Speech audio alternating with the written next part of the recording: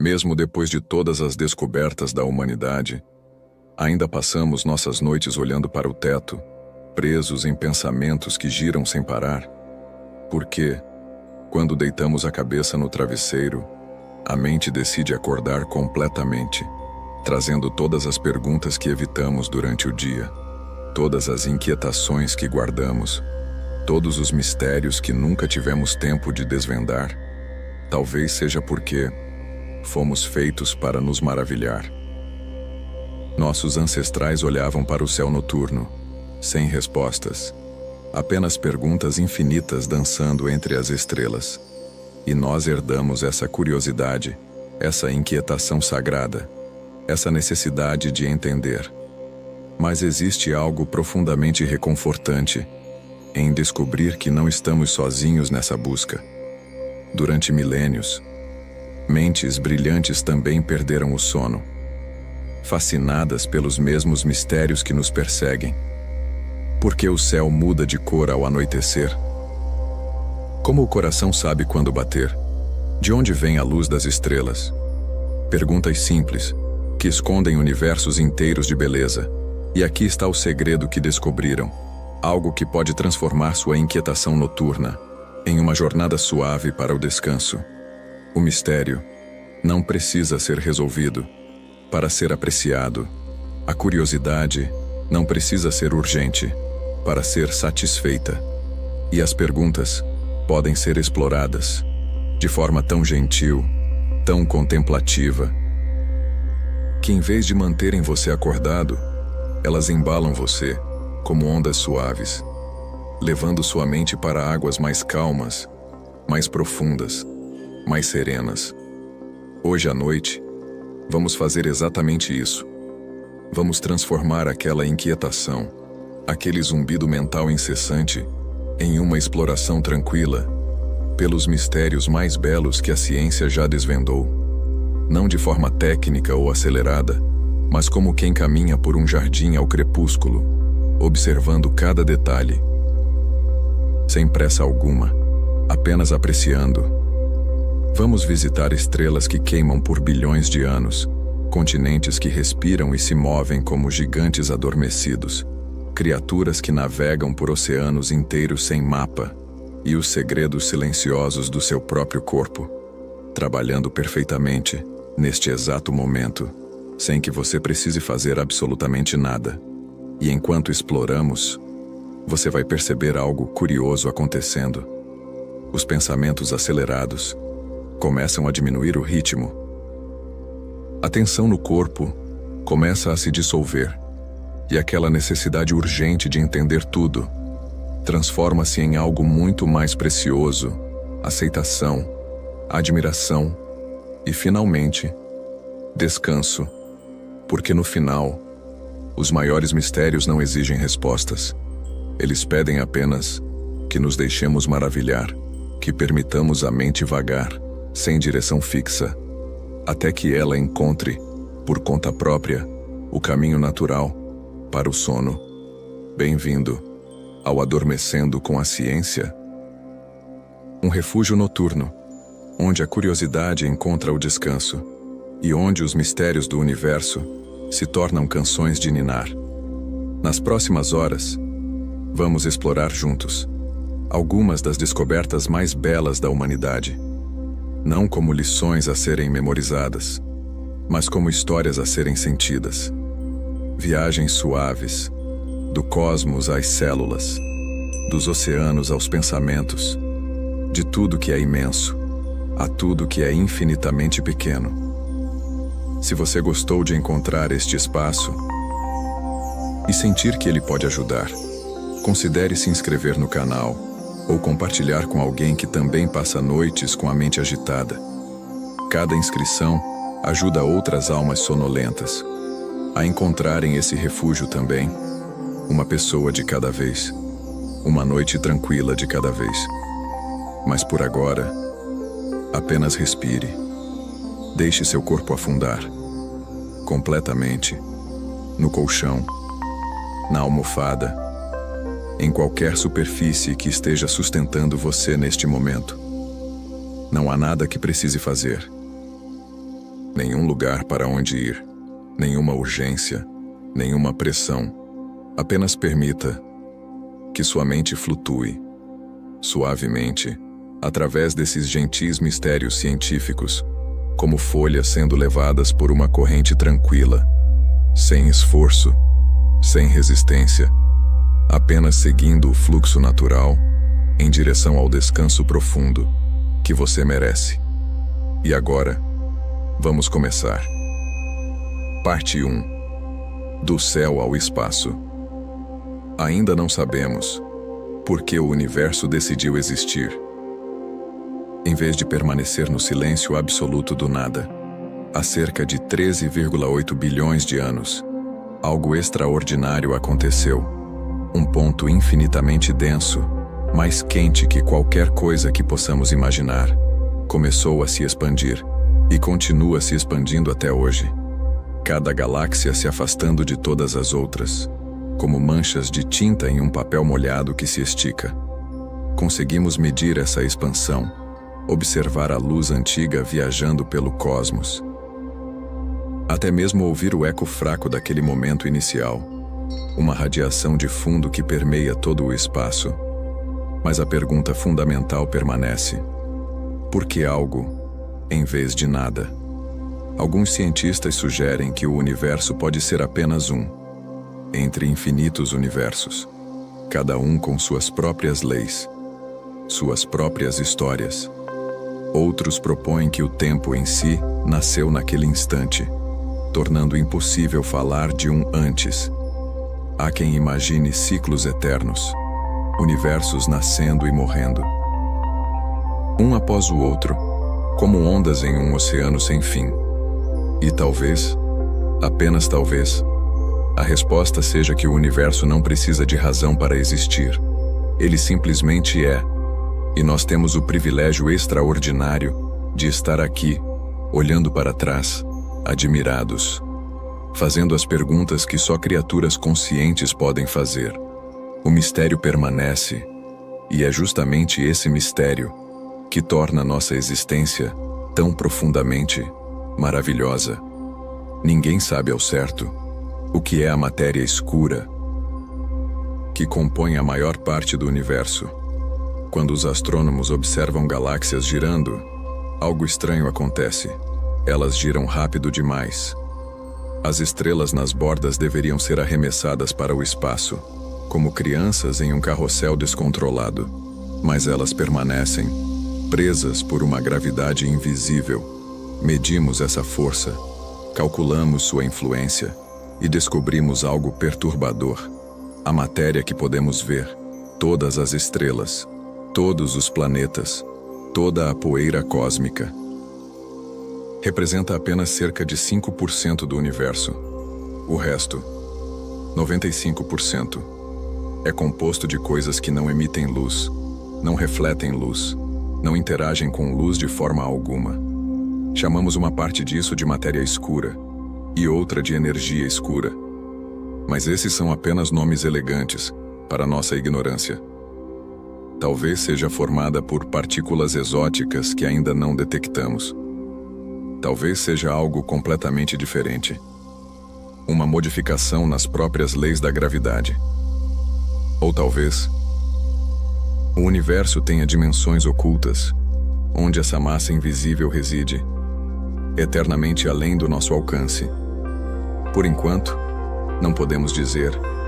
Apenas sabemos que vivemos em um cosmos, onde a maior parte da realidade permanece profundamente, misteriosamente, oculta.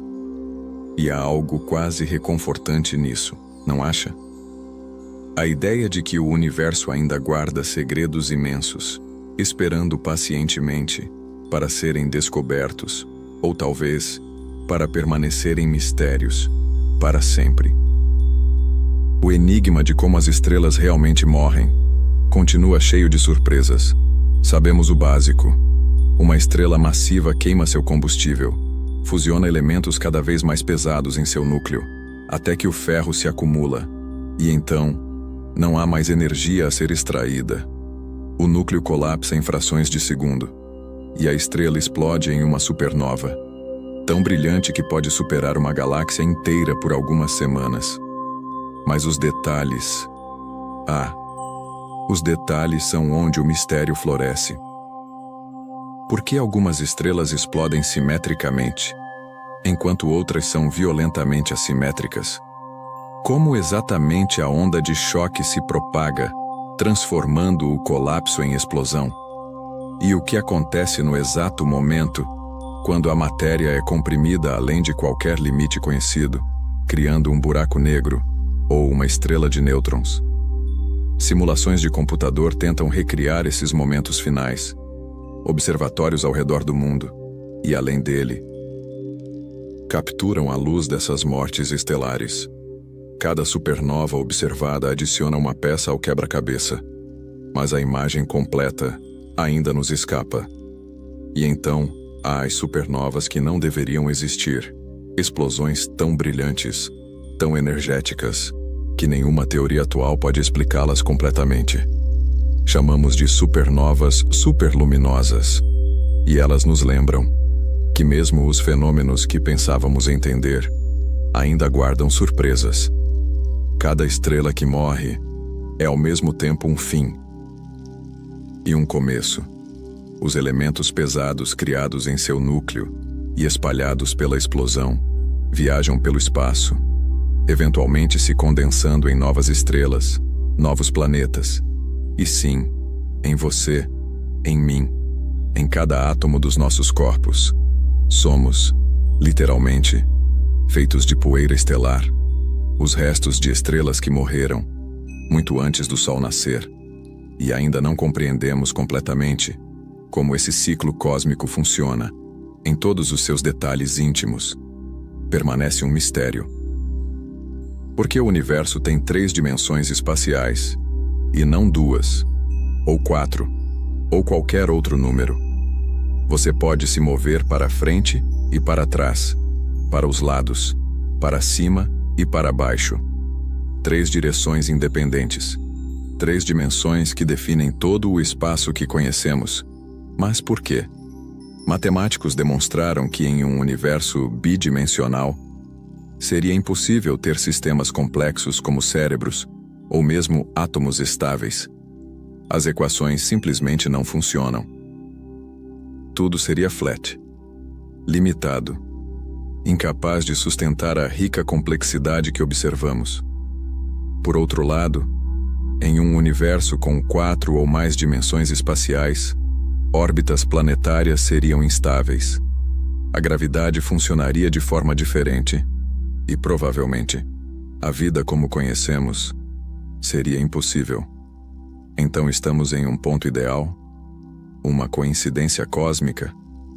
Ou há uma razão mais profunda? Teorias de cordas sugerem que na verdade existem dimensões extras, enroladas tão firmemente, em escalas tão minúsculas, que jamais as perceberíamos diretamente. Mas isso apenas transfere o mistério. Por que essas dimensões se enrolaram e outras não? Continua sendo uma das maiores questões. Uma daquelas perguntas que faz você perceber quão pouco realmente compreendemos sobre a estrutura fundamental da realidade em si. E enquanto você descansa aqui, neste espaço tridimensional, seu corpo relaxando, sua mente flutuando, talvez haja um certo conforto em saber que até mesmo o palco, onde toda a existência se desenrola, permanece um mistério belo e profundo. Ninguém sabe se estamos sozinhos no universo. Existem mais estrelas no cosmos do que grãos de areia em todas as praias da Terra. E muitas dessas estrelas, talvez a maioria, têm planetas orbitando ao seu redor, bilhões de mundos, apenas em nossa galáxia, e bilhões de galáxias, espalhadas pelo universo observável. Os números sugerem, de forma quase inevitável, que a vida deveria existir em outros lugares. Talvez até vida inteligente, civilizações olhando para o céu, fazendo as mesmas perguntas que fazemos. E ainda assim, o silêncio é absoluto. Não encontramos nenhum sinal, nenhuma mensagem, nenhuma evidência inequívoca de que não estamos sozinhos. Será que a vida é um milagre tão raro que ocorre apenas uma vez em trilhões de mundos? Ou será que civilizações avançadas são comuns, mas de vida curta, destruindo-se antes de conseguir falar através das estrelas? Talvez elas estejam lá, mas tão diferentes de nós que não reconheceríamos suas mensagens como mensagens.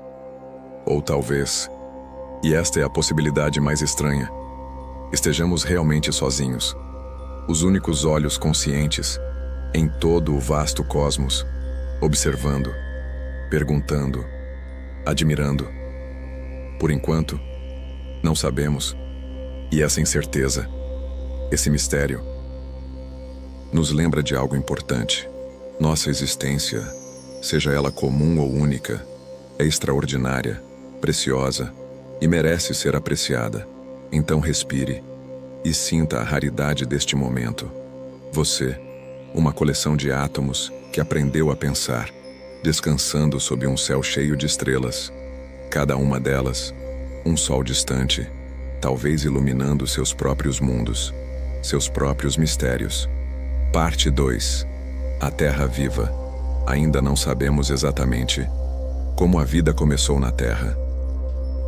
Há cerca de 4 bilhões de anos, nosso planeta era um lugar hostil. Oceanos quentes, tempestades violentas e um constante bombardeio de asteroides. E ainda assim, em algum momento, em algum lugar naquele caos primitivo, moléculas inertes se organizaram de uma forma tão especial que começaram a se copiar, a evoluir, a viver. Mas como? Algumas teorias sugerem que a vida nasceu em fontes termais no fundo do oceano, onde água quente, rica em minerais, jorrava das profundezas da Terra, criando gradientes de energia, pequenas diferenças químicas, que poderiam ser exploradas por moléculas incipientes. Outras ideias apontam para lagoas rasas, ciclos de evaporação concentrando químicos, raios fornecendo energia, criando as primeiras moléculas autorreplicantes. Há até quem proponha que a vida não começou aqui, mas veio do espaço, transportada por meteoritos, sementes cósmicas caindo em solo fértil. Mas isso apenas transfere o mistério para outro mundo, outra história. Conseguimos criar alguns dos blocos básicos da vida, aminoácidos, nucleotídeos, em experimentos de laboratório, mas dar o salto de moléculas interessantes para algo que realmente está vivo, que se reproduz, que evolui. Isso ainda não conseguimos fazer e não compreendemos completamente como a natureza conseguiu. O mistério permanece, escondido nas profundezas do tempo, enterrado sob bilhões de anos de evolução. E talvez nunca saberemos com certeza, talvez o momento exato, quando a química se transformou em biologia, permaneça para sempre, oculto. Mas há beleza nisso, não é? Cada um de nós, cada criatura viva, carrega em si o eco daquele momento impossível, quando o universo aprendeu a se olhar através de olhos que ele mesmo criou. O mistério do campo magnético da Terra é mais profundo do que parece. Sabemos que ele existe. Podemos medi-lo, sentir sua influência através de uma bússola simples. Ele nos protege do vento solar, desviando partículas carregadas que de outra forma arrancariam nossa atmosfera, tornando a Terra estéril como Marte. E sabemos aproximadamente como funciona. No núcleo externo da Terra, ferro líquido gira e convecta, criando correntes elétricas, que por sua vez geram o campo magnético. Um dínamo autoalimentado, funcionando há bilhões de anos. Mas os detalhes... os detalhes são onde tudo fica estranho. Porque o campo magnético ocasionalmente inverte completamente. Os polos norte e sul trocam de lugar. Algo que aconteceu centenas de vezes na história do planeta, registrado em rochas antigas que preservaram a direção do campo quando se solidificaram. Não conseguimos prever quando a próxima reversão acontecerá. Sabemos apenas que estamos atrasados. Fazem mais de 700 mil anos desde a última. E a média histórica é de uma reversão a cada 200 a 300 mil anos. O campo tem enfraquecido nas últimas décadas. Seria um sinal? Ou apenas flutuação normal? E o que causa essas reversões? Mudanças no padrão de convecção do núcleo? Influências externas que não compreendemos? Por enquanto, não podemos dizer. Também não sabemos por que a Terra tem um campo tão forte, comparado a Vênus e Marte. Será o tamanho do nosso núcleo? A velocidade de rotação? Ou alguma combinação sutil de fatores que não conseguimos replicar em modelos? Continua sendo uma das questões centrais, um mistério sob nossos pés, literalmente, no coração derretido do planeta. Um dínamo invisível trabalhando incansavelmente, protegendo a vida à superfície, através de um escudo que não vemos, mas sem o qual não estaríamos aqui para nos perguntar sobre ele. Ninguém sabe o que exatamente dispara a próxima era glacial. A Terra passa por ciclos. Longos períodos frios onde geleiras avançam, cobrindo continentes inteiros, seguidos por períodos mais quentes, interglaciações, como a que vivemos agora. Compreendemos alguns gatilhos, pequenas mudanças na órbita da Terra, na inclinação do seu eixo, na forma como ela balança enquanto gira. Esses ciclos de Milankovitch afetam quanto o Sol atinge diferentes partes do planeta, em diferentes épocas do ano. E essas pequenas diferenças, ao longo de milhares de anos, podem empurrar o clima para um novo estado. Mas não é tão simples. Outros fatores se entrelaçam. Correntes oceânicas redistribuindo calor, concentrações de dióxido de carbono na atmosfera subindo e descendo, vulcões liberando gases, ou partículas que bloqueiam a luz solar, até mesmo a própria presença de gelo, refletindo mais luz solar, resfriando ainda mais o planeta, um ciclo de retroalimentação que pode acelerar descontroladamente. O sistema climático é incrivelmente complexo, milhares de variáveis interagindo. Conseguimos modelar o passado razoavelmente bem, usar núcleos de gelo para reconstruir climas antigos, mas prever o futuro, especialmente com a interferência humana, aquecendo rapidamente o planeta, adicionando uma variável nova e poderosa, torna tudo ainda mais incerto. Estaremos atrasando a próxima era glacial? Ou apenas perturbando o equilíbrio de formas que não prevemos? Por enquanto, não sabemos. O clima da Terra respira, em escalas de tempo que desafiam a imaginação humana. E nós, minúsculas criaturas vivendo por algumas décadas, tentamos compreender ritmos que se desenrolam ao longo de dezenas de milhares de anos. Permanece incerto o que realmente acontece no centro da Terra.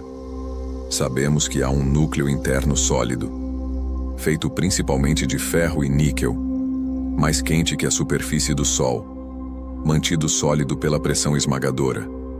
Ao redor dele, um núcleo externo líquido, girando, convectando, gerando nosso campo magnético. Mas como exatamente esse núcleo interno cresce? Quanto calor está sendo gerado nas profundezas por decaimento radioativo de elementos pesados? Há elementos mais leves misturados no ferro. E se sim, quais? Essas perguntas básicas sobre o coração do nosso próprio planeta ainda não têm respostas definitivas. Nunca fomos lá, nunca poderemos ir. O núcleo está a 6.400 quilômetros abaixo. Inacessível diretamente, então inferimos, através de ondas sísmicas, observando como elas se curvam e refletem, viajando pelas camadas profundas da Terra. Cada terremoto nos dá um pequeno vislumbre, mas é como tentar entender o funcionamento interno de um relógio, apenas ouvindo seus tiques, sem nunca poder abri-lo. Recentemente, descobrimos que o núcleo interno pode estar girando ligeiramente mais rápido, ou mais devagar, que o resto do planeta, ou talvez não. Os dados são ambíguos, e os cientistas discordam. Há também evidências de que o núcleo interno tem estrutura. Não é perfeitamente uniforme, mas tem camadas, ou regiões com propriedades diferentes. Mas o que isso significa? Como se formou? Continua sendo uma das maiores questões. Vivemos em um planeta que conhecemos apenas superficialmente, no sentido mais literal.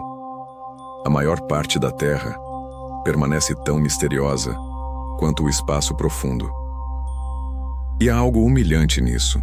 Depois de tudo que descobrimos, ainda caminhamos sobre um mistério, um planeta vivo, respirando, mudando, com segredos enterrados tão profundamente que talvez nunca sejam completamente revelados.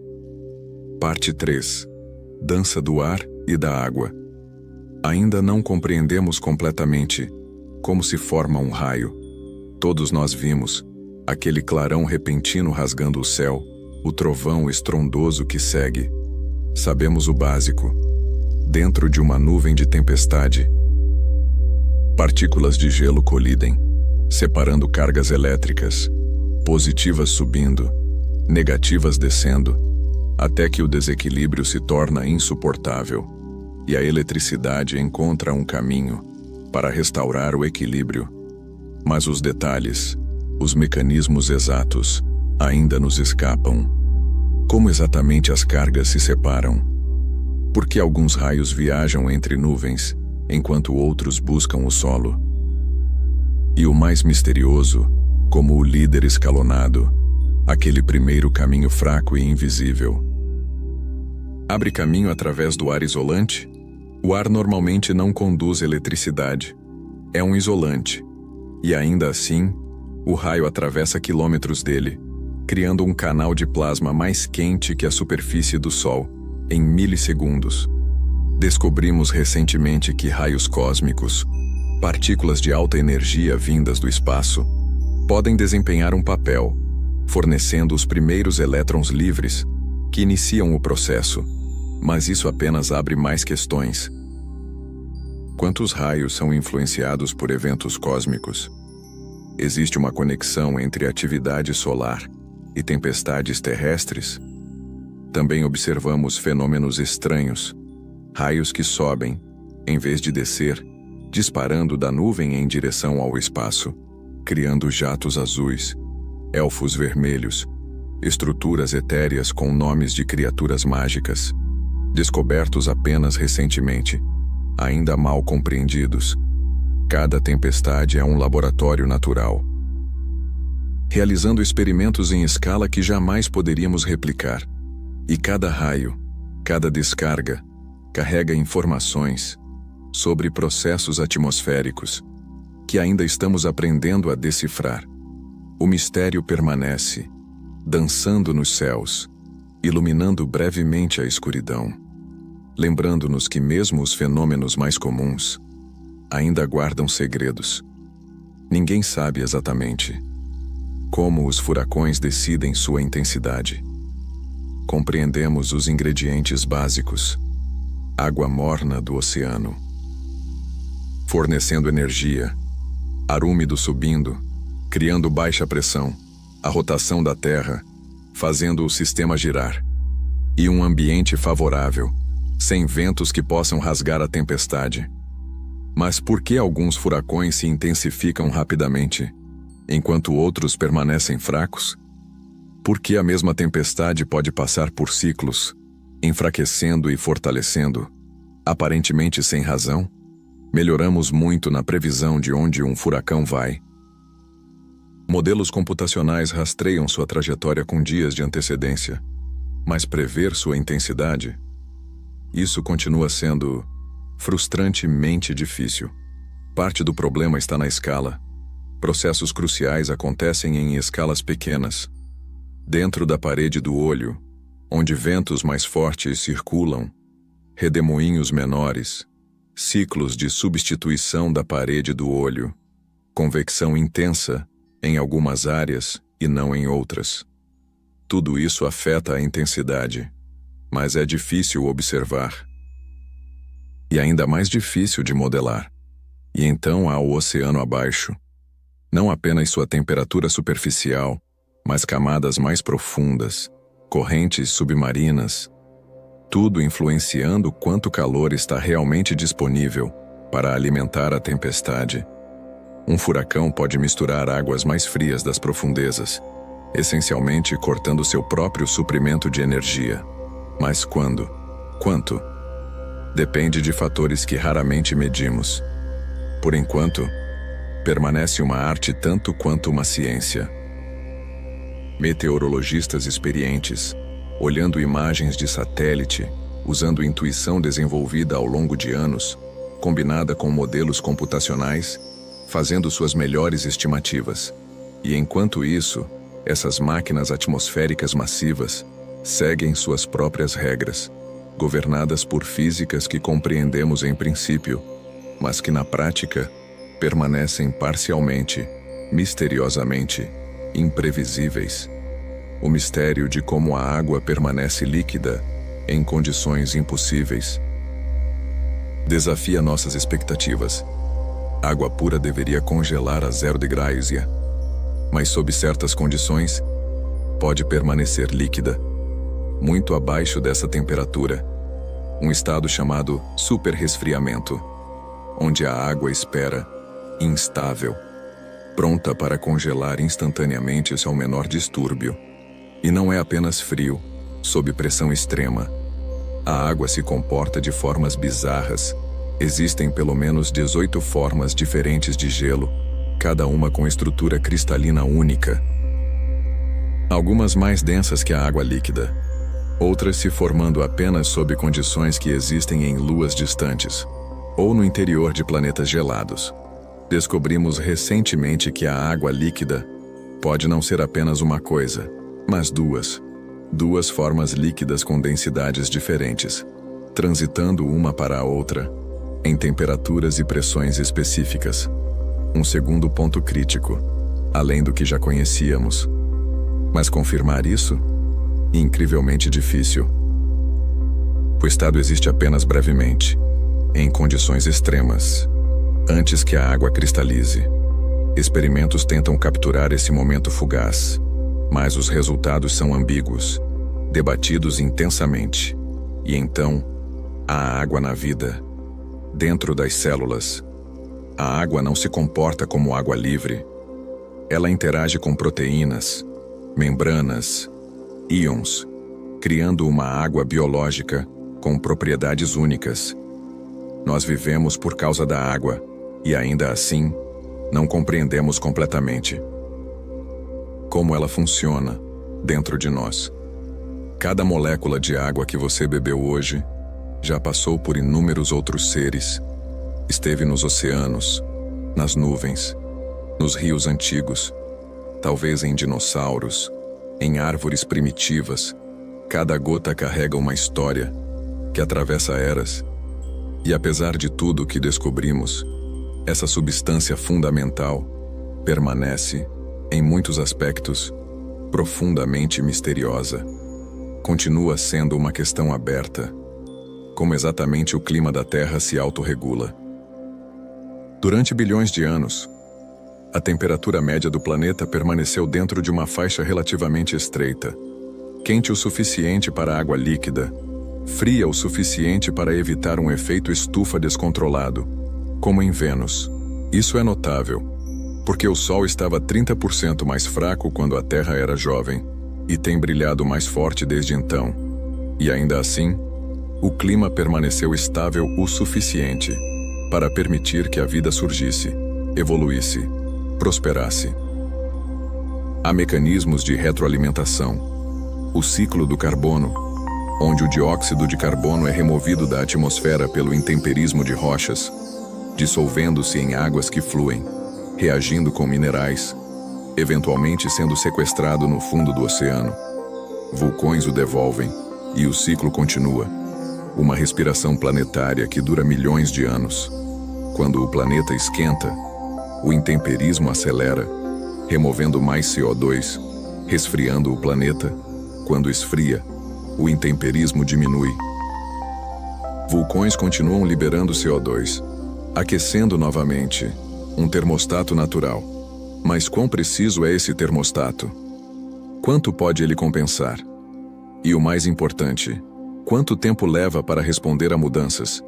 Estamos atualmente adicionando CO2 na atmosfera, muito mais rápido que qualquer processo natural recente.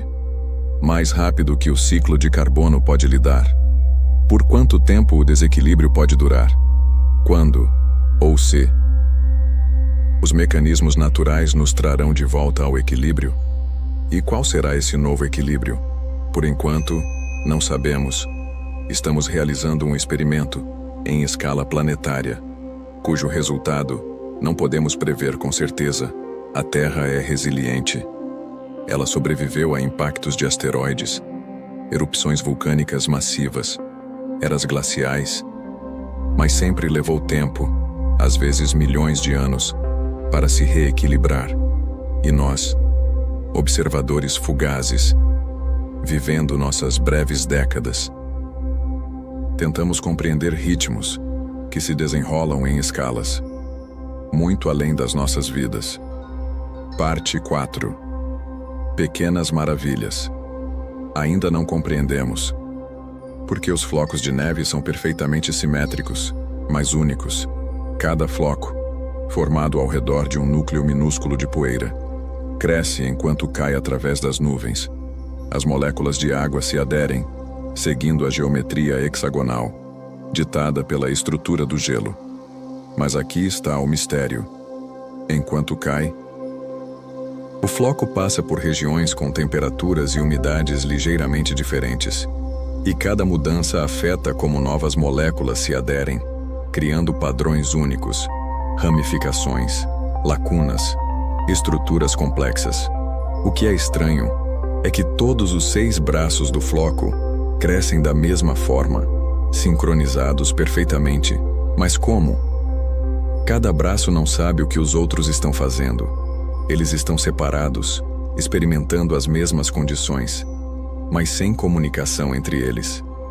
A resposta, provavelmente, é que todos os braços viajam juntos, através das mesmas camadas de ar, experimentando as mesmas mudanças, ao mesmo tempo. Então crescem de forma idêntica, não por comunicação, mas por experiência compartilhada. Mas confirmar isso? Rastrear um único floco durante toda a sua formação? Medir as condições exatas que ele experimenta, enquanto cai através de quilômetros de nuvem? Isso é quase impossível, com nossa tecnologia atual. E mesmo que pudéssemos, há um nível de aleatoriedade que torna cada floco verdadeiramente único. As chances de 2 flocos experimentarem exatamente a mesma sequência de condições ao longo de toda a sua formação são astronomicamente pequenas. Então, cada floco de neve é uma autobiografia congelada, um registro de sua jornada através das nuvens. Cada ramo, cada detalhe, contando uma história que nunca se repetirá. E há algo profundamente belo nisso. Bilhões de flocos caindo, todos seguindo as mesmas leis da física. E ainda assim, cada um deles, único, irrepetível, perfeito em sua individualidade temporária. Ninguém sabe completamente como cristais decidem sua forma. Quando um mineral se forma, átomos se organizam em padrões geométricos precisos. Quartzo cresce em hexágonos, halita em cubos, mica em camadas que se separam como páginas de um livro. Cada cristal seguindo regras internas, ditadas pela forma como seus átomos preferem se arranjar. Mas por que alguns minerais formam cristais enormes, perfeitamente transparentes, enquanto outros são sempre pequenos e opacos? Por que a mesma substância, sob condições ligeiramente diferentes, pode formar cristais com aparências completamente diferentes? Velocidade de crescimento importa. Cristais que crescem devagar Tem tempo para organizar seus átomos perfeitamente, criando estruturas grandes e regulares. Crescimento rápido resulta em cristais menores. Ou até mesmo em vidro, onde os átomos se congelam em desordem. Temperatura e pressão moldam o resultado. A presença de impurezas pode mudar tudo. Um único átomo de cromo transforma um coríndon incolor em um rubi vermelho brilhante. Mas há mistérios mais profundos. Alguns cristais exibem quiralidade, existindo em formas canhotas ou destras, imagens espelhadas uma da outra, e certas moléculas biológicas mostram uma preferência inexplicável por uma mão sobre a outra. Todos os aminoácidos na vida terrestre são canhotos, todos os açúcares são destros. Por quê? Coincidência? Ou algum processo físico fundamental que favorece uma orientação? Por enquanto, não sabemos.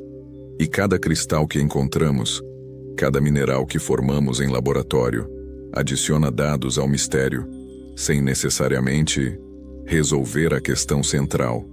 Há cristais crescendo agora, nas profundezas da Terra, em cavernas que nenhum humano jamais verá.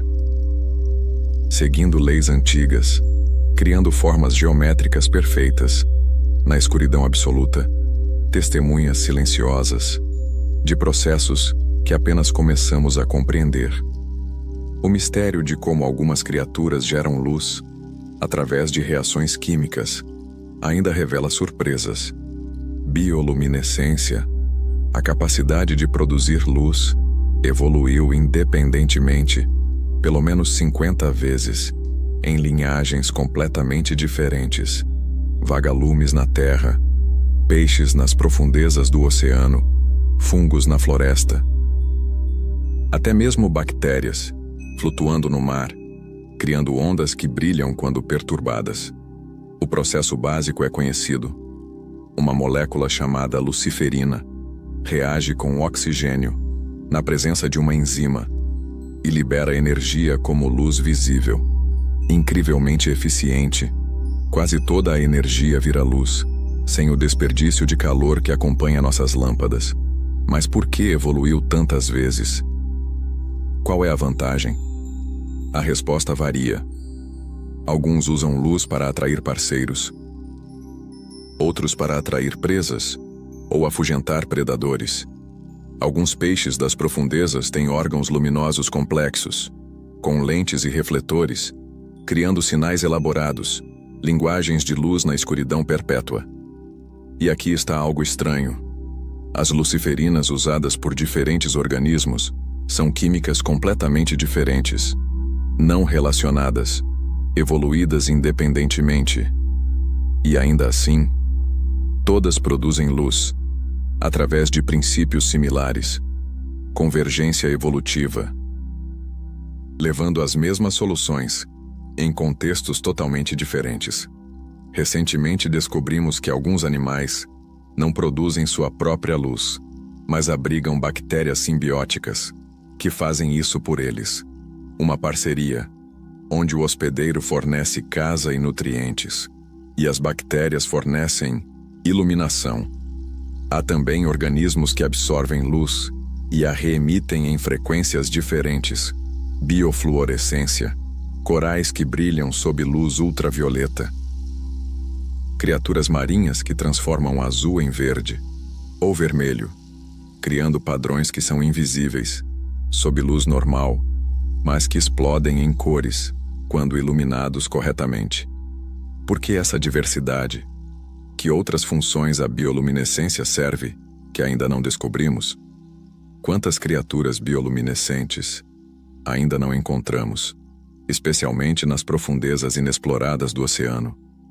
Continua sendo uma das áreas mais ativas de pesquisa, e cada nova espécie descoberta, cada novo mecanismo revelado, adiciona maravilha a um fenômeno já profundamente maravilhoso.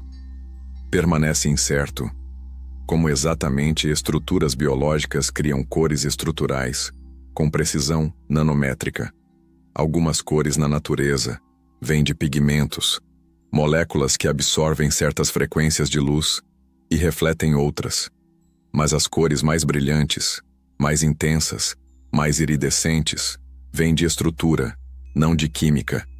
Penas de pavão, asas de borboleta morfo, besouros joia, todos brilham com cores que mudam conforme o ângulo, porque suas superfícies contêm estruturas microscópicas, camadas separadas por distâncias menores que o comprimento de onda da luz. Quando a luz atinge essas camadas, ela reflete de cada uma, e as ondas refletidas interferem. Algumas frequências se cancelam, outras se reforçam, criando cores puras e intensas, sem nenhum pigmento. O que é notável é a precisão. As camadas precisam estar espaçadas, com exatidão nanométrica, para produzir a cor certa, e organismos conseguem construir essas estruturas, usando processos biológicos, que ainda não compreendemos completamente. Como as células sabem quanto espaço deixar entre as camadas, como mantém essa precisão enquanto crescem, que genes controlam o processo e como eles foram selecionados ao longo da evolução. Tentamos copiar essas estruturas, criar cores estruturais sintéticas para tintas que nunca desbotam. Telas que consomem menos energia, revestimentos que mudam de cor sob demanda, mas a natureza ainda nos supera em eficiência, em durabilidade, em beleza pura. Cada borboleta que voa, cada besouro que rasteja, carrega em suas asas e carapaças nanotecnologia desenvolvida ao longo de milhões de anos, uma engenharia que estamos apenas começando a apreciar verdadeiramente. E talvez nunca repliquemos perfeitamente.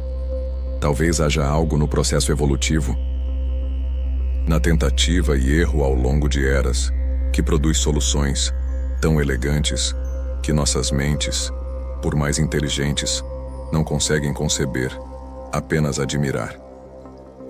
Parte 5. Criaturas em movimento. Ainda não compreendemos completamente como as aves migratórias sabem exatamente quando partir. Todos os anos, bilhões de pássaros empreendem jornadas extraordinárias, atravessando continentes inteiros, oceanos vastos, mudando de hemisfério com precisão que desafia nossa compreensão. E o mais misterioso é que sabem o momento exato de partir. Não muito cedo, quando o clima ainda poderia mudar. Não muito tarde, quando os recursos no destino já teriam sido consumidos por outros, mas no momento perfeito, sincronizado com estações, em lugares a milhares de quilômetros de distância. Sabemos que dias encurtando desencadeiam mudanças hormonais, níveis de melatonina, prolactina, corticosterona, todos se ajustando, preparando o corpo para a jornada, estimulando o apetite voraz, acumulando gordura, combustível para voos sem parada. Mas como sabem que é a época certa, não apenas biologicamente, mas meteorologicamente? Como antecipam padrões de vento, tempestades que virão, condições ideais que só aparecerão daqui a alguns dias? Estudos recentes sugerem que podem detectar infrassom, sons de baixa frequência viajando centenas de quilômetros, produzidos por tempestades distantes, ondas quebrando em costas longínquas. Até mesmo montanhas canalizando ventos. Seria como ouvir a geografia e a meteorologia da jornada que está por vir. Outros pesquisadores propõem que algumas espécies sentem mudanças barométricas sutis, lendo a atmosfera como nós lemos mapas, prevendo condições futuras com dias de antecedência. E há evidências de que aves jovens, em sua primeira migração, já sabem o caminho, informação codificada geneticamente, mapas herdados, escritos no DNA ao longo de milhões de anos de seleção. Mas como? Como coordenadas geográficas e timing sazonal podem ser transmitidos através de gerações? Por enquanto, não sabemos, apenas observamos. admirados, enquanto essas criaturas pequenas, pesando às vezes menos que uma moeda, atravessam o mundo, guiadas por sentidos que mal começamos a compreender. O mistério de como golfinhos se comunicam continua nos surpreendendo. Ouvimos seus cliques, assobios, estalos, uma cacofonia aquática rica e complexa. Sabemos que usam ecolocalização, enviando sons e interpretando os ecos, construindo imagens sonoras do mundo ao redor, com precisão tão refinada que podem distinguir entre diferentes espécies de peixes, diferentes objetos, até mesmo detectar se outro golfinho está grávido, lendo ecos que retornam de seu interior. Mas a comunicação social é onde tudo fica misterioso. Cada golfinho tem um assobio característico, uma assinatura acústica única, algo como um nome. Eles usam esses assobios para se chamar, e quando ouvem seu próprio assobio, produzido por outro golfinho, respondem, reconhecendo que estão sendo chamados especificamente. Isso sugere algo extraordinário. Pensamento simbólico. A capacidade de representar um indivíduo através de um som e usar esse som para se referir a ele, mesmo quando ausente. Mas vai além. Observamos golfinhos combinando assobios em sequências complexas. Estariam formando frases, gramática, sintaxe. Por enquanto, não conseguimos decodificar completamente. E há comunicação não vocal, posturas corporais, movimentos de nadadeiras, até mesmo produzindo correntes de bolhas, padrões que podem carregar significado, um canal visual, complementando o acústico. Alguns pesquisadores tentaram criar interfaces permitindo que golfinhos escolham símbolos para se comunicar conosco. Os resultados foram intrigantes. Golfinhos aprendendo rapidamente, combinando símbolos de formas novas, aparentemente criativas, mas interpretar suas intenções permanece desafiador. Há relatos de golfinhos diferentes, em oceanos diferentes, tendo dialetos distintos, variações culturais na comunicação, transmitidas socialmente, não geneticamente. Isso implicaria cultura, tradição, conhecimento compartilhado entre gerações. Continua sendo uma das fronteiras mais fascinantes. Duas espécies inteligentes, compartilhando o mesmo planeta, mas separadas por mundos sensoriais completamente diferentes, tentando se entender através de um abismo de água e ar e percepção. Ninguém sabe ao certo, porque algumas criaturas vivem tanto, enquanto outras vivem tão pouco. Uma efêmera vive um único dia. Uma tartaruga pode viver mais de 200 anos. Uma baleia da Groenlândia ultrapassa 200. Talvez chegando perto de 300.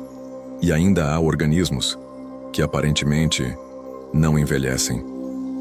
A água-viva Turritopsis dohrnii pode reverter seu ciclo de vida, voltando de adulta para pólipo, essencialmente rejuvenescendo, repetindo o processo indefinidamente. Biologicamente imortal, a menos que seja comida ou adoeça. O que determina o tempo de vida? Não é simplesmente tamanho. Ratos vivem 2 anos. Morcegos de tamanho similar vivem 40. Elefantes vivem 70 anos. Baleias maiores vivem 3 vezes mais.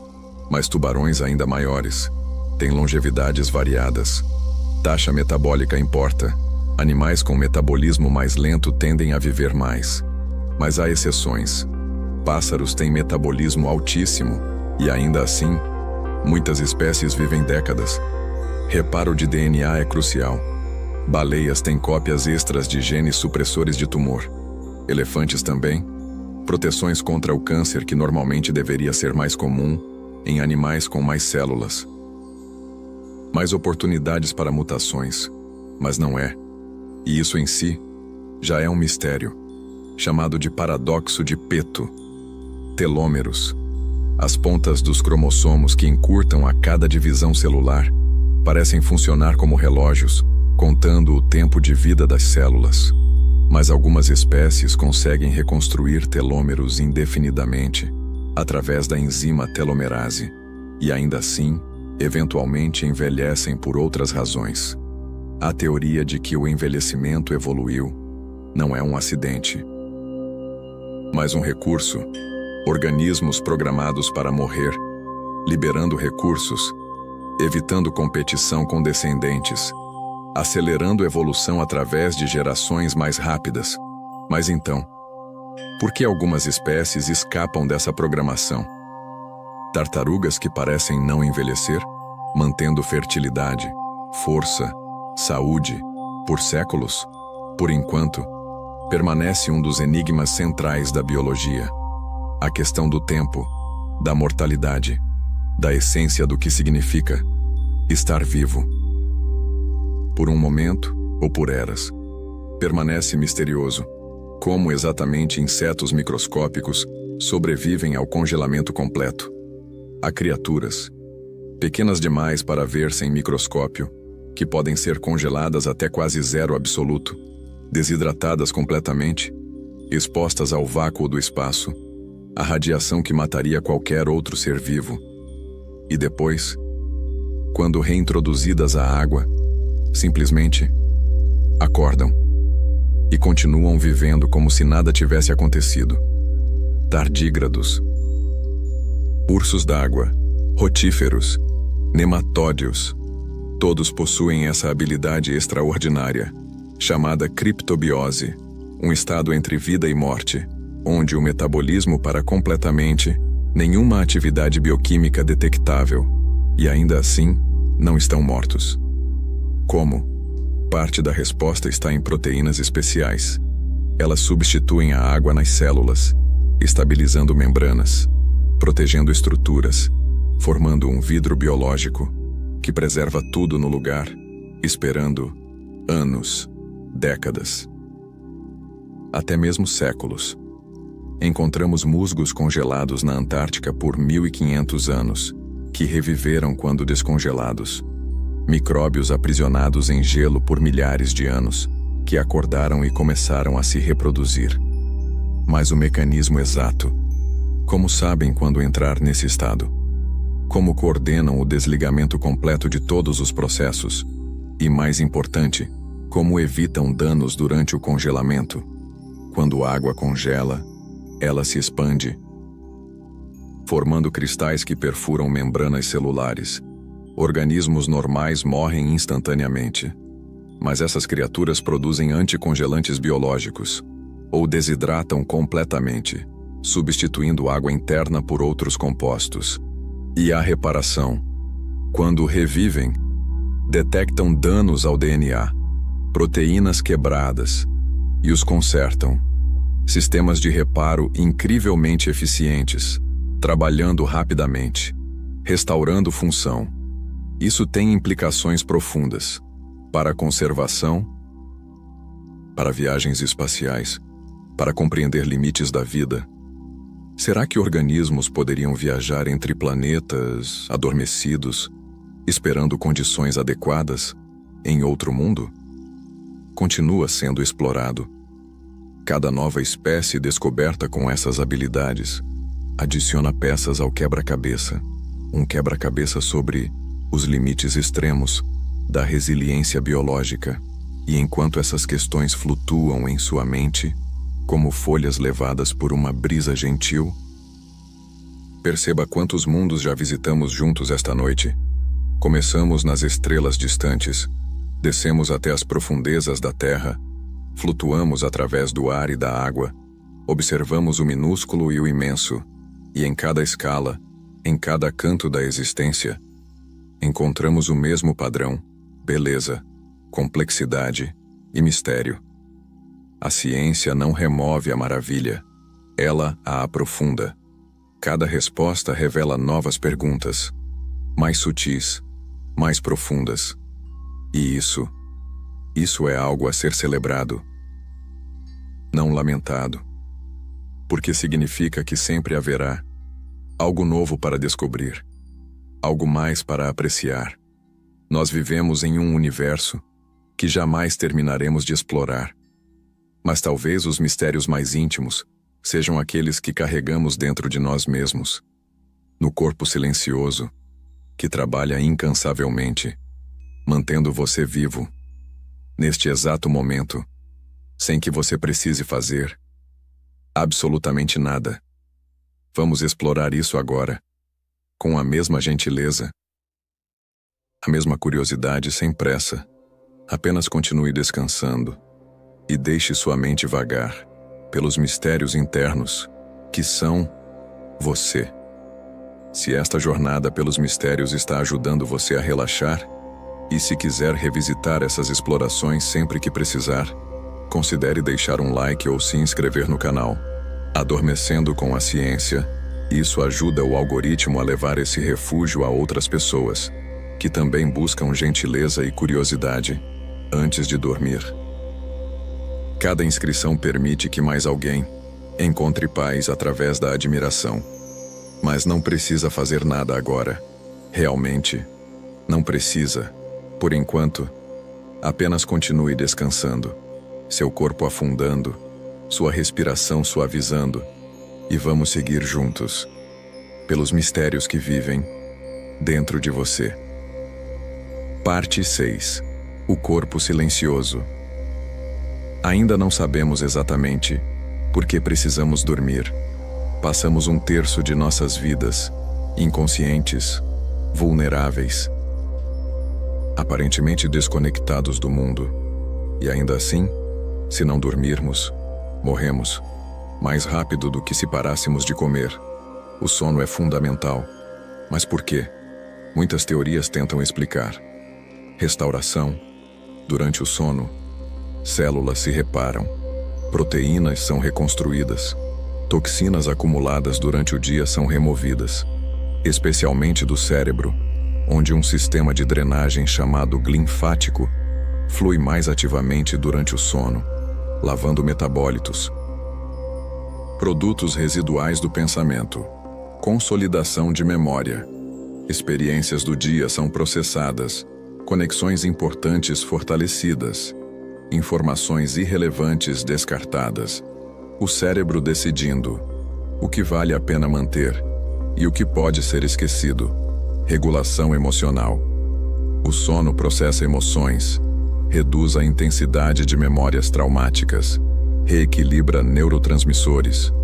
Não é coincidência que privação de sono leva à instabilidade emocional, ansiedade, irritabilidade. Mas nenhuma dessas teorias explica completamente por que o sono precisa envolver inconsciência total. Por que não poderíamos realizar essas funções enquanto acordados ou em estados de descanso, sem perder a vigilância? Há outra possibilidade intrigante. O sono pode ser fundamentalmente sobre o cérebro. Desaprendendo, ao longo do dia, formamos inúmeras conexões, muitas inúteis ou redundantes. O sono poderia ser quando o cérebro poda essas conexões, otimizando, evitando sobrecarga, mantendo eficiência. E os sonhos? Os sonhos adicionam outra camada ao mistério. Por que criamos narrativas elaboradas, mundos inteiros, que experimentamos como reais, apenas para esquecê-los ao acordar? Talvez os sonhos sejam processamento, o cérebro simulando cenários, praticando respostas, integrando experiências. Ou talvez sejam apenas ruído aleatório, atividade neural sem significado, que nossa mente consciente tenta organizar em histórias. Por enquanto, não podemos dizer com certeza, apenas sabemos que o sono é essencial, misterioso, e cada noite, quando você se entrega a ele, seu corpo e mente embarcam em processos que ainda estamos apenas começando a compreender. O mistério de como a consciência emerge do tecido físico do cérebro continua sem resposta. Você está consciente neste momento, experimentando, sentindo o peso do seu corpo, ouvindo estas palavras. pensando pensamentos. Há algo que é ser você. Uma experiência subjetiva, uma perspectiva interior. Mas como? O cérebro é feito de neurônios. Cerca de 86 bilhões deles. Cada um apenas uma célula, obedecendo leis químicas e elétricas. Quando um neurônio dispara, ele libera neurotransmissores que afetam outros neurônios. Tudo físico, mensurável, determinístico em princípio. E ainda assim, de alguma forma, desse emaranhado de sinais elétricos, emerge experiência consciente. Vermelho parece vermelho, dor dói. Alegria é sentida. Existe um você observando tudo isso. Como matéria inconsciente, produz experiência consciente. Alguns cientistas propõem que consciência surge quando informação é integrada, de formas suficientemente complexas. Não está em neurônios individuais, mas no padrão de conexões, na rede. Um sistema que processa informação de forma unificada cria subjetividade. Outros sugerem que consciência é fundamental. Não emerge de física, mas é uma propriedade básica do universo, assim como massa ou carga. Sob essa visão, até partículas têm alguma forma primitiva de experiência, e cérebros complexos apenas amplificam e organizam algo que já estava lá. Há quem argumente que nunca entenderemos, que consciência é intrinsecamente subjetiva, e ciência estuda apenas o objetivo, um abismo que não pode ser cruzado por nenhuma quantidade de conhecimento sobre neurônios e sinapses. E há questões ainda mais estranhas. Como sabemos que outras pessoas são conscientes? Você infere pelo comportamento, pela semelhança, mas diretamente, você só tem acesso à sua própria consciência. Todo o resto é suposição, razoável, mas não verificável. Onde a consciência começa? Bebês são conscientes? Fetos? Animais? Quais? Há uma linha clara? Ou é um gradiente? Um computador suficientemente complexo seria consciente? Ou falta algo fundamental? A que silício nunca poderá ter. Continua sendo o problema difícil, a questão mais profunda sobre o que significa existir, sentir, ser, um mistério tão próximo que vivemos dentro dele e ainda assim tão distante que parece eternamente além do alcance. Ninguém compreende completamente como memórias são armazenadas. Você se lembra da sua primeira memória? Talvez um momento da infância, talvez um cheiro ou sensação que ainda permanece décadas depois. Mas onde está essa memória? Não está em um único lugar. Não há arquivo cerebral, onde memórias são guardadas intactas, como livros em uma biblioteca. Em vez disso, memórias são distribuídas. Padrões de conexões, forças sinápticas, entre milhares ou milhões de neurônios. Quando você se lembra, você reconstrói, não reproduz uma gravação, mas recria, baseado em fragmentos. E cada vez que se lembra, a memória muda ligeiramente, é atualizada, modificada pela experiência de lembrar. Memórias não são fixas, são fluidas, evoluindo a cada acesso.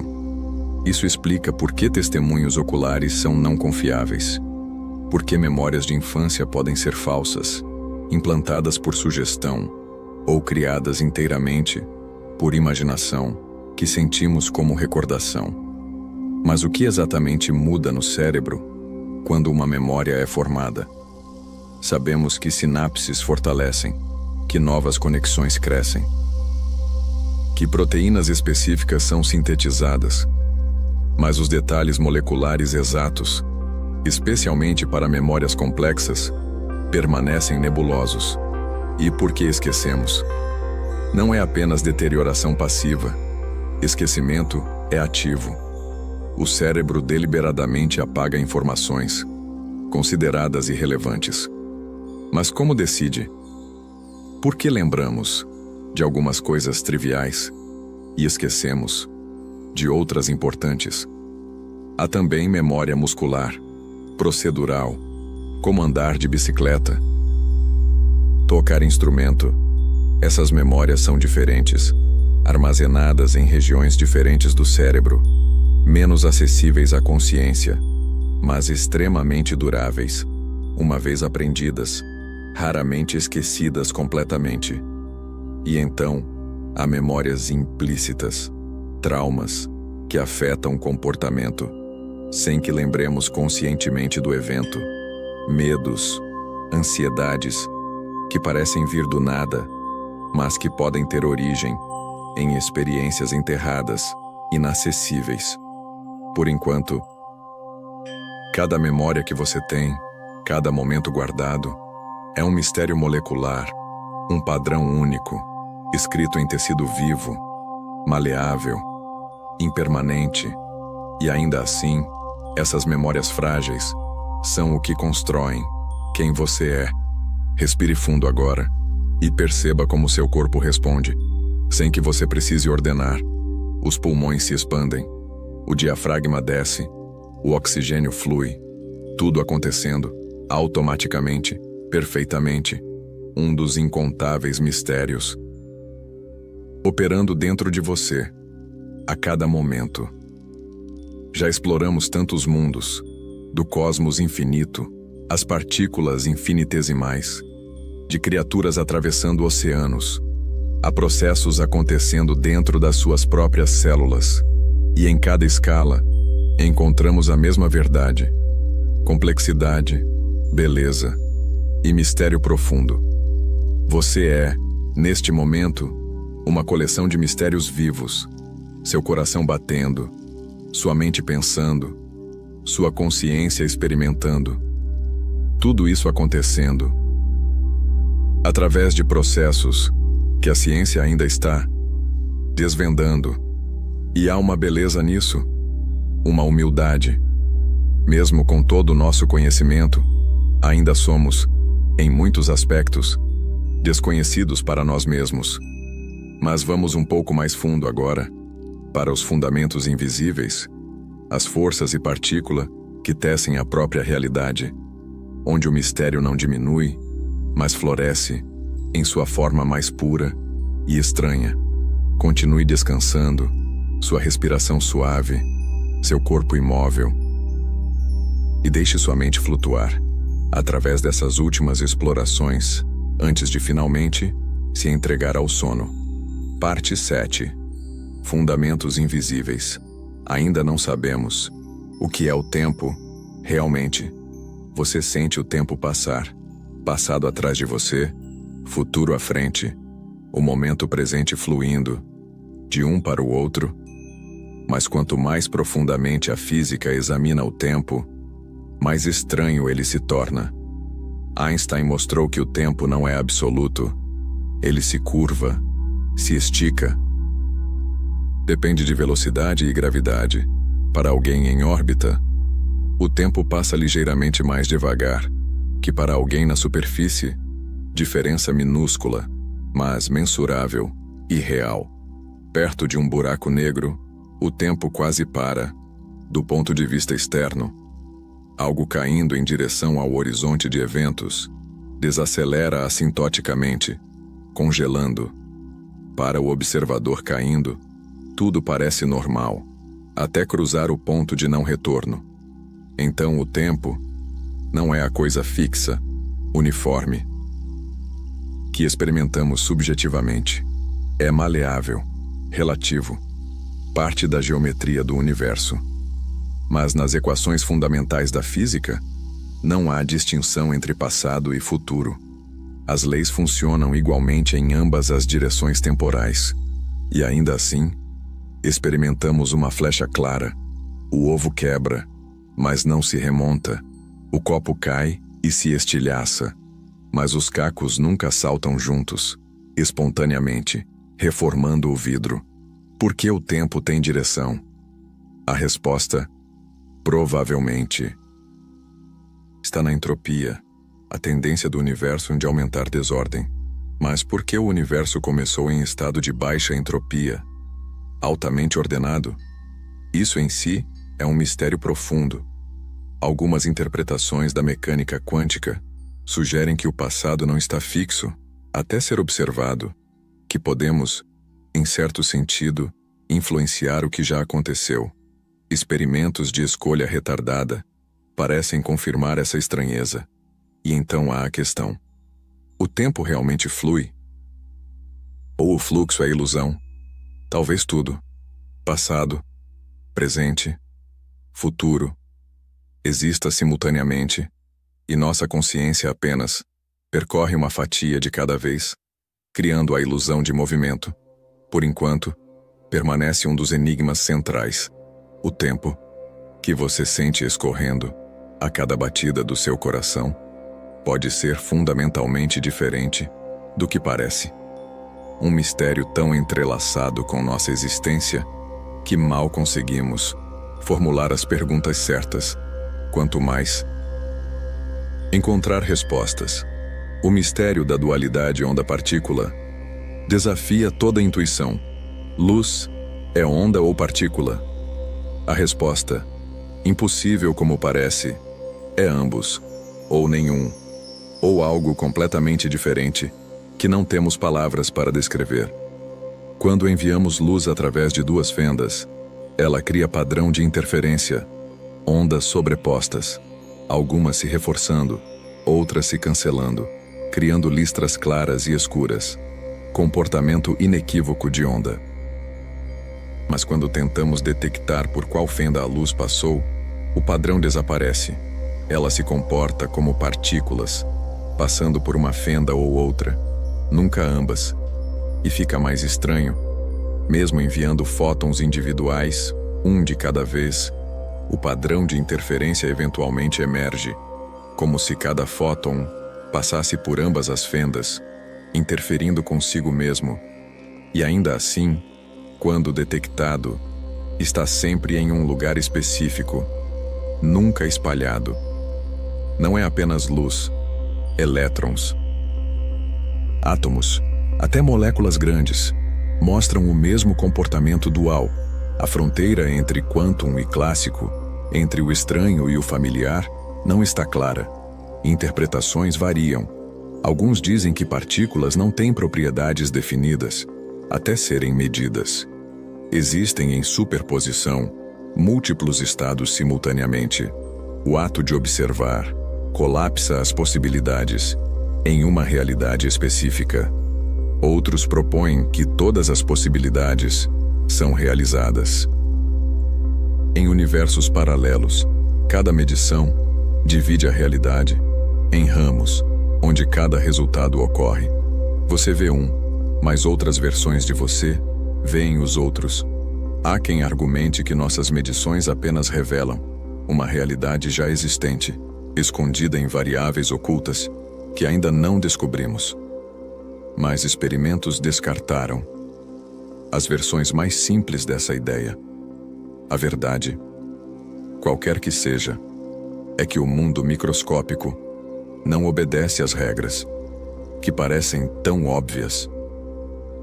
No mundo macroscópico, e nós, feitos de partículas quânticas, existindo em uma realidade clássica emergente, somos, simultaneamente, parte de ambos os mundos. Ninguém sabe por que existe algo em vez de nada. Esta é, talvez, a pergunta mais fundamental. Física pode rastrear o universo, até frações de segundo após o Big Bang. Pode descrever como partículas se formaram, como átomos se organizaram, como estrelas nasceram. Mas por que há universo? Para começar, algumas teorias propõem que o universo surgiu de flutuações quânticas no vácuo, que nada é instável e inevitavelmente produz algo. Mas isso apenas transfere a pergunta: por que existem leis quânticas? Por que há vácuo capaz de flutuar? Outros sugerem que o universo é eterno, não teve começo. Sempre existiu em alguma forma, talvez ciclando através de expansões e contrações. Mas isso evita a pergunta, não a responde. Por que existe esse ciclo eterno?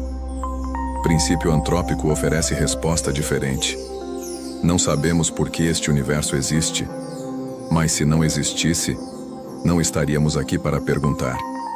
Então nossa existência seleciona automaticamente um universo capaz de nos suportar.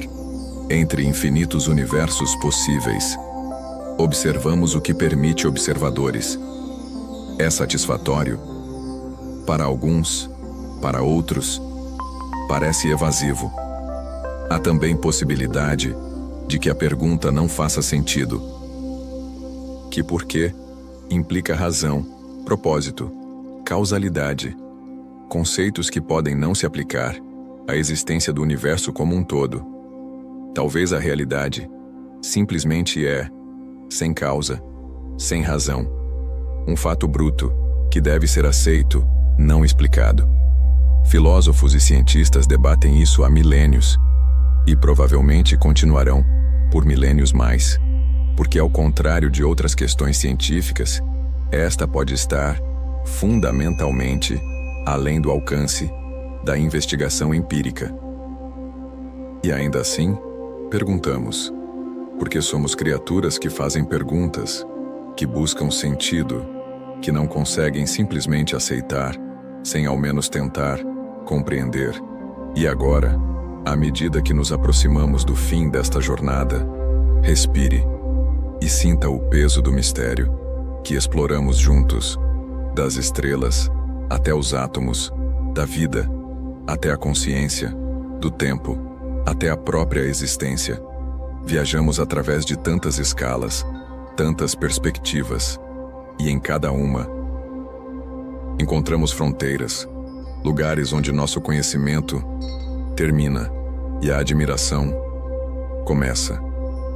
Você está descansando agora, seu corpo quieto, sua respiração suave e sua mente, tendo vagado por esses mistérios, está pronta para finalmente se soltar e descansar completamente.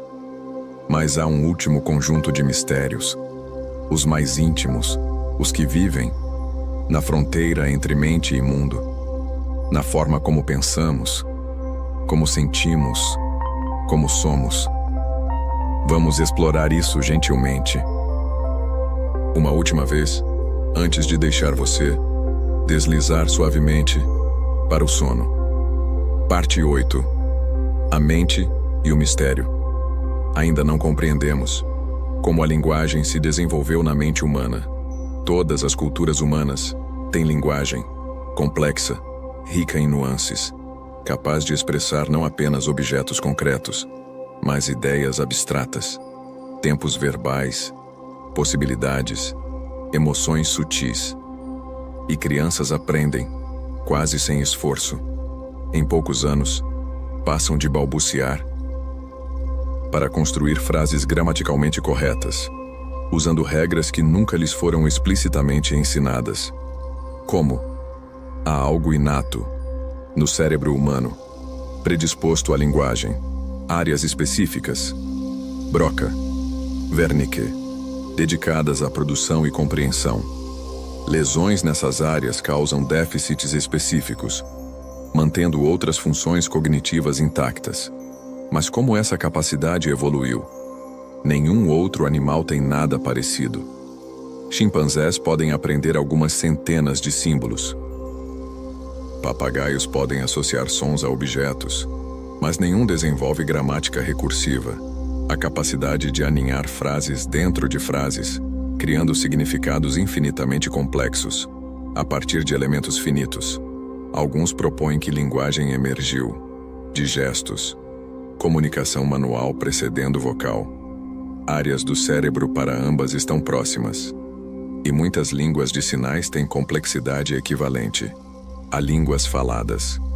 Outros sugerem que começou com canto, música social, que gradualmente incorporou significado.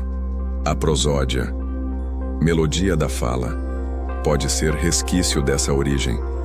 Há quem argumente que linguagem apareceu subitamente, uma mutação genética, há talvez 50 mil anos, que reorganizou conexões cerebrais.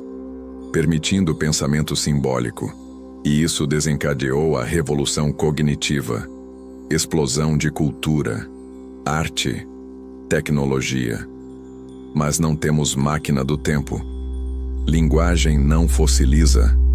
Apenas podemos inferir de artefatos, de estrutura cerebral, de comparações com primatas. E há mistério mais profundo. Linguagem molda pensamento? Pessoas que falam línguas diferentes pensam diferente? Até certo ponto, sim. Categorias de cores, percepção de tempo, orientação espacial, todos mostram influências linguísticas. Mas há limite? Um núcleo de pensamento, independente de língua? Bebês pré-verbais já pensam? Animais sem linguagem têm consciência? Ou consciência requer? Linguagem interior, narração, que interpretamos como eu. Por enquanto, a linguagem permanece, uma das características mais distintamente humanas, e uma das menos compreendidas, na sua origem, na sua essência e na sua relação profunda com quem somos. O mistério de por que música nos afeta tão profundamente permanece sem resposta completa. Uma sequência de sons, frequências vibrando o ar, padrões temporais, ritmo e melodia, e ainda assim, música pode nos fazer chorar, dançar, sentir alegria, tristeza, nostalgia por lugares que nunca existiram. Por quê? Não há vantagem evolutiva óbvia para apreciar música, não nos ajuda a sobreviver, não facilita a reprodução diretamente, e ainda assim, todas as culturas desenvolveram música, independentemente, sugere que está profundamente enraizada na cognição humana. Talvez seja parasita de sistemas que evoluíram para outras coisas.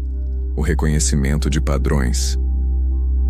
Essencial para a linguagem, para detectar predadores, para antecipar eventos. A música explora esses sistemas, criando expectativas, satisfazendo algumas, surpreendendo com outras, gerando prazer através da previsibilidade e da surpresa, em equilíbrio delicado. Ritmo sincroniza. Quando ouvimos batida forte, nosso corpo responde. Batimento cardíaco ajusta, movimentos coordenam. Talvez música evoluiu para a coordenação social, dançar juntos, cantar juntos, fortalecendo vínculos, coesão grupal. Mas por que certas combinações de notas soam consonantes, agradáveis, enquanto outras soam dissonantes, tensas? Parte é a matemática. Relações harmônicas simples, frequências em proporções inteiras, são processadas mais facilmente pelo cérebro. Mas parte é cultural. O que soa estranho em uma tradição é normal em outra. Escalas pentatônicas, microtons, polirritmos complexos, tudo depende do contexto cultural. E por que música evoca memórias tão vividamente? Uma canção da adolescência pode transportar instantaneamente de volta àquele tempo, àquele lugar, com clareza emocional, que palavras não conseguem acessar. Talvez porque música é processada em múltiplas áreas cerebrais, simultaneamente: audição, emoção, memória, movimento, tudo ativado, criando experiências ricas, profundamente codificadas. Continua sendo explorado. Neurociência da música. É campo relativamente novo, e cada descoberta sobre como cérebros processam som adiciona compreensão, mas não necessariamente resolve o mistério central, porque vibrações no ar podem tocar tão profundamente a alma humana. Ninguém sabe completamente por que sonhamos.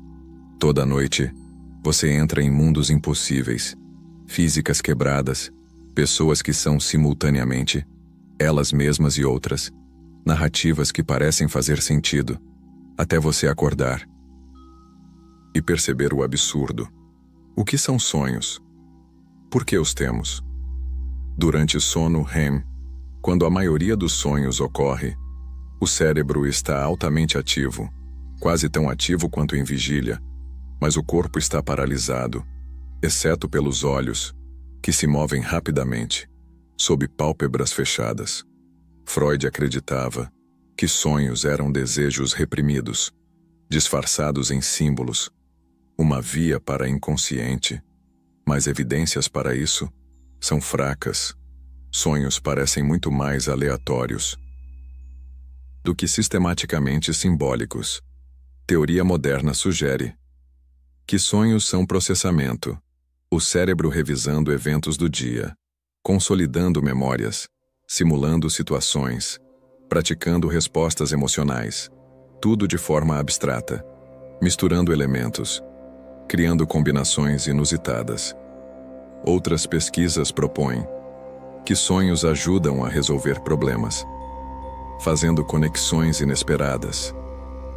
Quando acordado, pensamento é direcionado, lógico.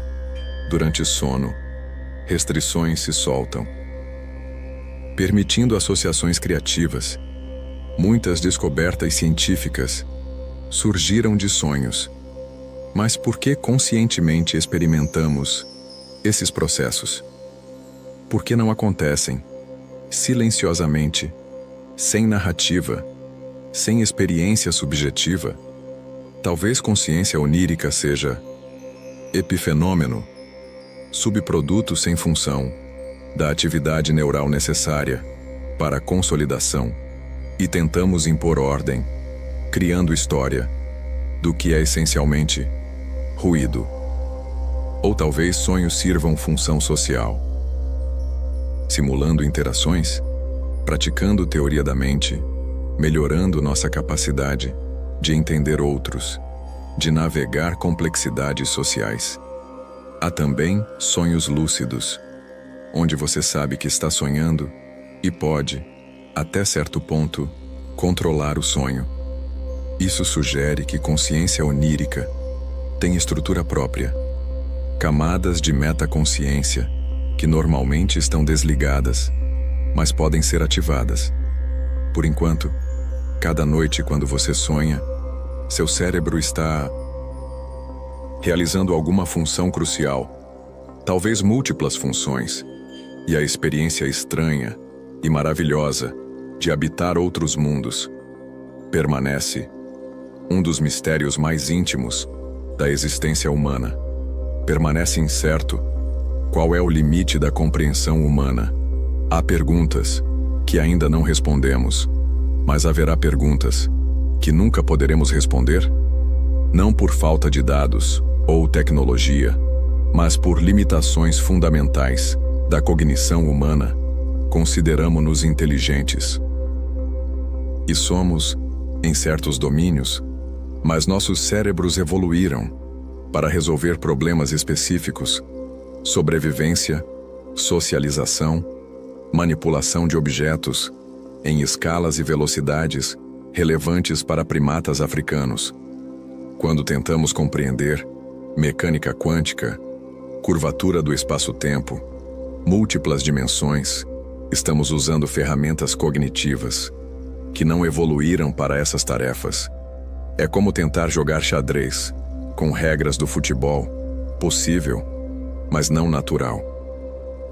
Talvez haja aspectos da realidade tão fundamentalmente diferentes da experiência cotidiana que simplesmente não podemos intuitivamente compreender, apenas manipular matematicamente, sem real entendimento.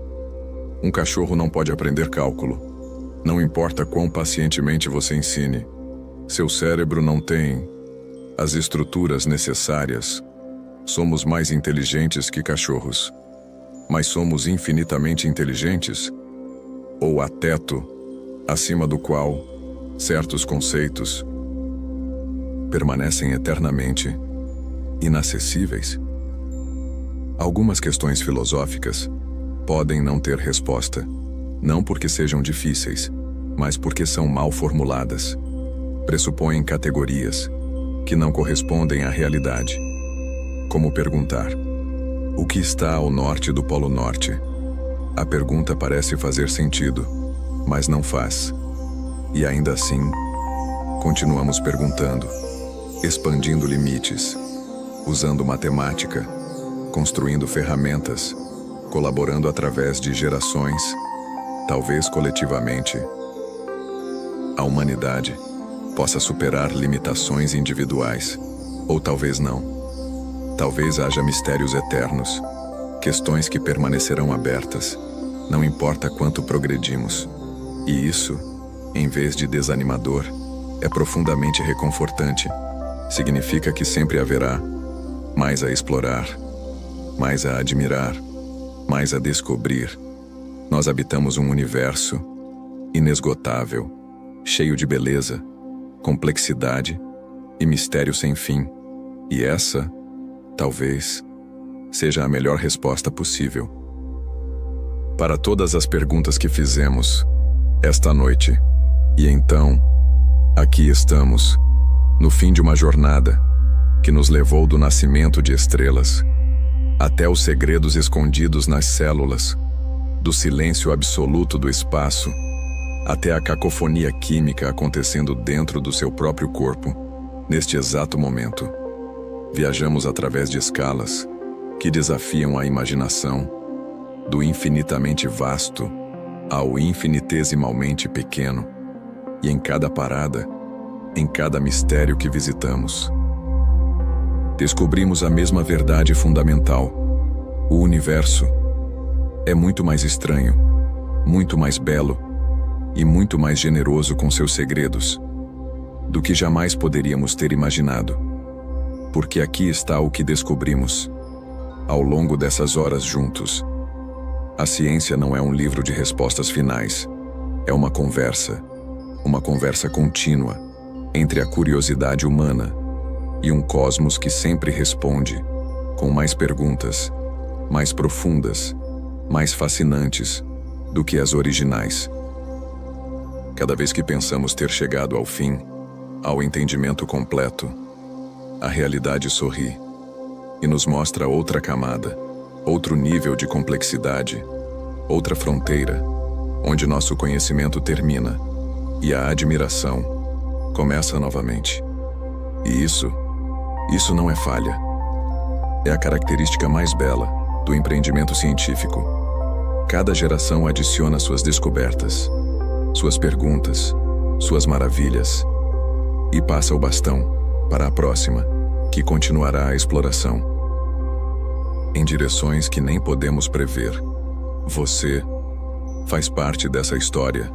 Cada vez que você olha para o céu noturno e se pergunta, cada vez que sua mente vaga através dessas questões antigas, você se conecta com uma linhagem ininterrupta de curiosos, de admiradores, de buscadores, que atravessa milênios e continua até este momento, aqui, agora, com você.